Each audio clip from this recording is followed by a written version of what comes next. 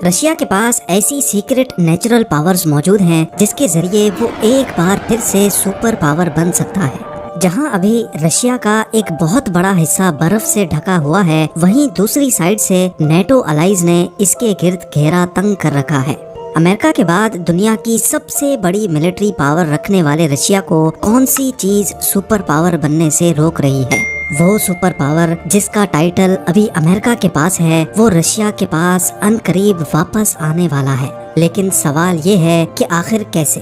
Russia کی geographical location میں ایسی کیا چینجز آنے والی ہیں جو اس کو ایک بار پھر سے سپر پاور بنا دیں گی؟ یہ تو ہم سب جانتے ہیں کہ رشیا ایریا کے حساب سے دنیا کا سب سے بڑا ملک ہے۔ اس کا اندازہ آپ اس بات سے لگا لیں کہ رشیا کے ویسٹ میں جب سن رائز کا ٹائم ہوتا ہے تو اسی وقت رشیا کے ایسٹ میں رات کے کھانے کا وقت ہو رہا ہوتا ہے۔ 17 لاکھ اسکوائر کلومیٹر کے ایریا پر پھیلا ہوا رشیا اتنا بڑا ہے کہ اس کے اندر 204 یونائٹڈ عرب ایمریٹس، 5 انڈیا یا 8 سعودی عربیہ یا پھر 19 پاکستان جیسے ملک فٹ آ سکتے ہیں۔ رشیا نہ صرف ایریا میں بڑا ہے بلکہ اس کی زمین کے نیچے دنیا کے سب سے بڑے آئل اور گیس کے ریزروز بھی موجود ہیں۔ نیچرل گیس ریزروز میں رشیا کا پہلا نمبر جبکہ آئل ریزروز میں رشیا 8ویں نمبر پر آتا ہے۔ 2021 کے ایک سروے کے مطابق یورپ کے کئی ملک ایسے ہیں جو پوری طرح سے رشیا کی گیس پہ ڈیپینڈنٹ ہیں، اور اگر ایوریج نکالی جائے تو پورے یورپ میں 40% گیس رشیا سے ہی جاتی ہے۔ یعنی اگر رشیا یورپ کو گیس دینا بند کر دے تو پورے یورپ کی اکنامی پر بہت برا اثر پڑ سکتا ہے۔ سب سے بڑی اور نیچرل ریسورسز سے مالا مال زمین ہونے کے ساتھ ساتھ رشیا ویٹ کا بھی بہت بڑا ایکسپورٹر ہے۔ پوری دنیا میں ویٹ پروڈکٹس کا سب سے بڑا حصہ رشیا سے ہی جاتا ہے، یعنی تقریباً 18%۔ ان سب فائدوں کے ساتھ ساتھ رشیا کی جیوگرافی کا ایک بہت بڑا مسئلہ بھی ہے جو رشیا کو مزید طاقتور ہونے سے مسلسل روک رہا ہے، اور وہ مسئلہ یہ ہے کہ رشیا کا زیادہ تر حصہ انتہائی سرد موسم کی وجہ سے بالکل بیکار پڑا ہے۔ یہ حصہ سائبیریا میں آتا ہے جہاں پورے سال کا ایوریج ٹیمپریچر صرف اور صرف 0.5 ڈگری سیلسیس ہوتا ہے۔ دنیا کا ٹھنڈا ترین شہر بھی رشیا کے اسی حصے میں پایا جاتا ہے جہاں حیران کن طور پہ سردیوں میں ٹیمپریچر -71 ڈگری سیلسیس تک پہنچ جاتا ہے، اور اس شہر کو ہم اوئی میاکن کے نام سے پہچانتے ہیں۔ کیونکہ رشیا کا بہت بڑا حصہ ایکسٹریم ویدر کنڈیشن سے دوچار ہے، اسی وجہ سے ایک تو رشیا کی پاپولیشن ایریا کے حساب سے بہت کم ہے، اور دوسرا رشیا کی ٹوٹل آبادی کا 75% حصہ صرف رشیا کے اس 20% حصے میں رہتا ہے۔ یہ ایک ایسا مسئلہ ہے جس پر رشیا صدیوں سے قابو پانے کی کوشش کر رہا ہے، لیکن تاحال ابھی تک ناکام ہے۔ نہ صرف رشیا کی زمین بلکہ اس کی کوسٹ لائن بھی امریکہ کی کوسٹ لائن سے کافی زیادہ بڑی ہے۔ رشیا کی کوسٹ لائن 37,650 کلومیٹرز پر پھیلی ہوئی ہے، لیکن یہاں پر بھی رشیا کئی مسئلوں کا شکار ہے۔ اصل میں یہ آرکٹک اوشن ہے جو تقریباً پورا سال ہی برف بنا ہوتا ہے، یعنی اتنی بڑی کوسٹ لائن ہونے کے باوجود بھی یہ رشیا کے کسی کام کی نہیں ہے۔ اب ظاہر ہے جس ملک کے پاس جتنا بڑا سمندر ہوگا وہ اتنی زیادہ کنٹریز کے ساتھ ٹریڈ کر سکے گا، اور زیادہ ٹریڈ کا مطلب ہے کہ وہ اتنا زیادہ پاورفل بھی بن سکے گا، کیونکہ آخر کار سمندر ہی وہ ذریعہ ہے جس کے ذریعے پوری دنیا میں پروڈکٹس انتہائی کم قیمتوں میں پہنچائی جا سکتی ہیں۔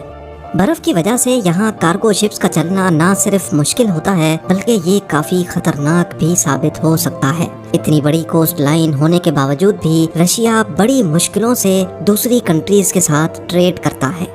رشیا فی الوقت اپنی پوری کنٹری کی ٹریڈ صرف ان 3 پورٹس کے ذریعے کرنے پر مجبور ہے۔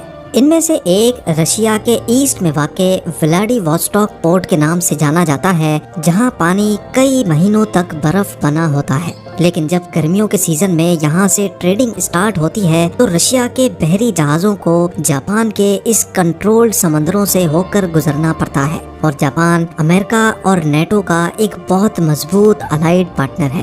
نیٹو کئی ملکوں کے درمیان ایک ایسا اتحاد ہے جو رشیا سے بچنے کے لیے ہی بنایا گیا تھا، یعنی اگر کسی بھی نیٹو کنٹری پر رشیا نے حملہ کرنے کی کوشش کی تو باقی تمام نیٹو کنٹریز مل کر اس کا ساتھ دیں گی۔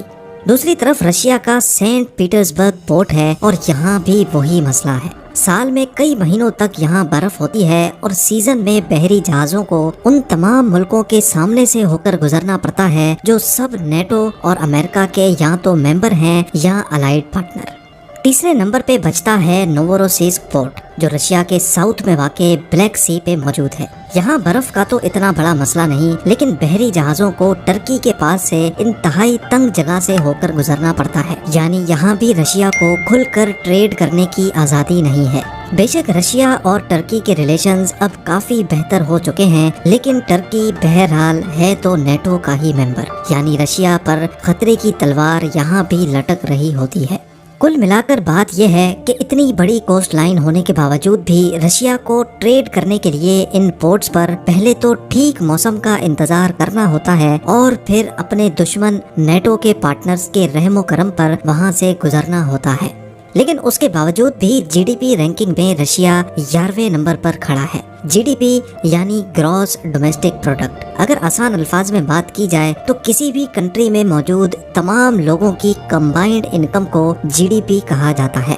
جی ڈی پی رینکنگ سے اندازہ لگایا جاتا ہے کہ کوئی بھی کنٹری کتنی زیادہ سکسیسفل ہے، لیکن یہ کسی بھی کنٹری کی پاور جاننے کا واحد طریقہ نہیں ہے۔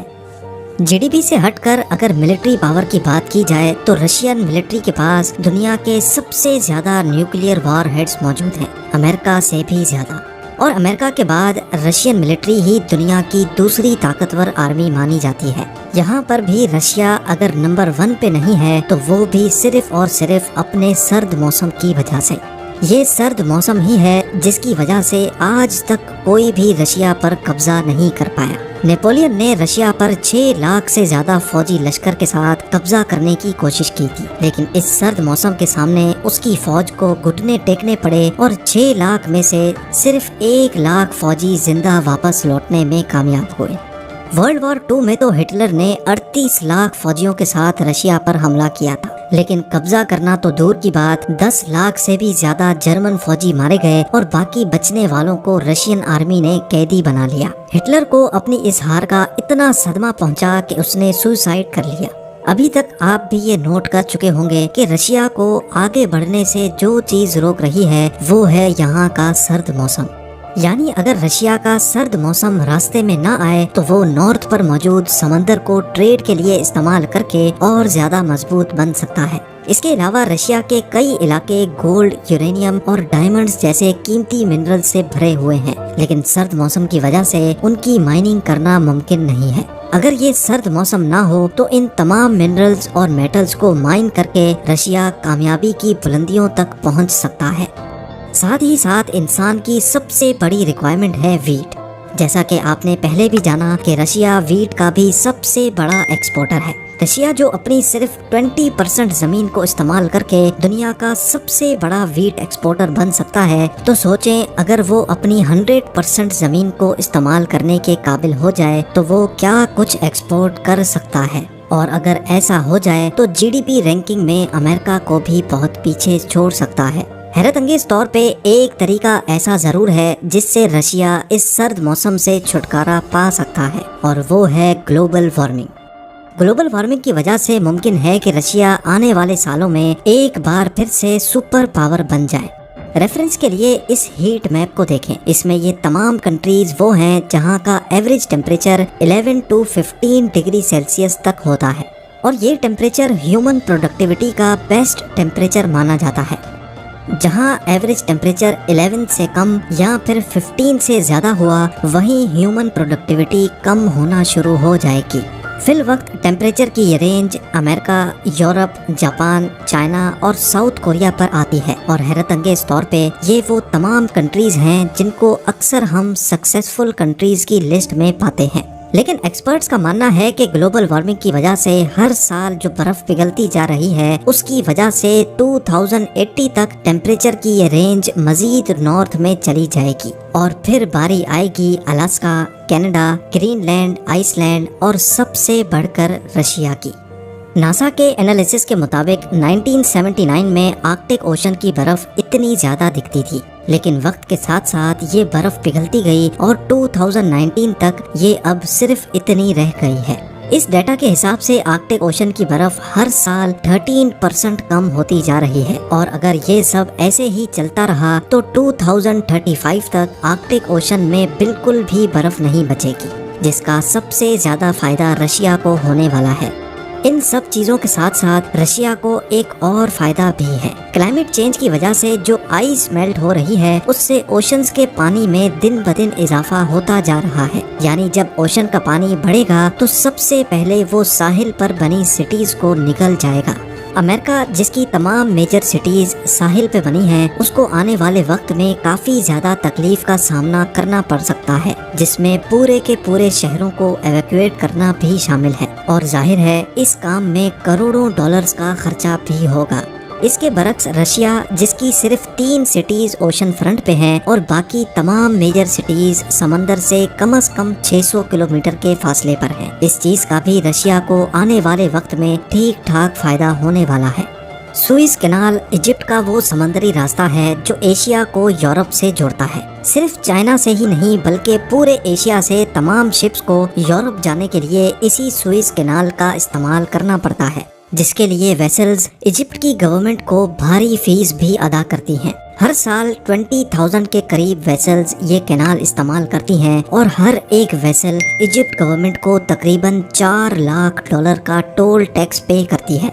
यानी साल की 20,000 शिप्स के ट्रांजिट पर इजिप्ट गवर्नमेंट को $8 अरब मिलते हैं। चाइना के शंघाई पोर्ट से यूरोप में रोटरडैम पोर्ट तक शिप्स को 18,000 किलोमीटर का फासला और 37 डेज लग जाते हैं। लेकिन आर्कटिक ओशन में बर्फ पिघल जाने के बाद शिप्स रशिया से होकर गुजरेंगी, जो शंघाई से रोटरडैम तक सिर्फ 10,500 किलोमीटर और 22 डेज का सफर बनता है। यानी जहां चाइनीज कंपनीज को लाखों डॉलर ट्रांसपोर्टेशन के बचेंगे, वहीं जाहिर है वो रशिया को उसके कंट्रोल्ड समंदर से गुजरने की भारी टोल फीस भी पे करेंगे।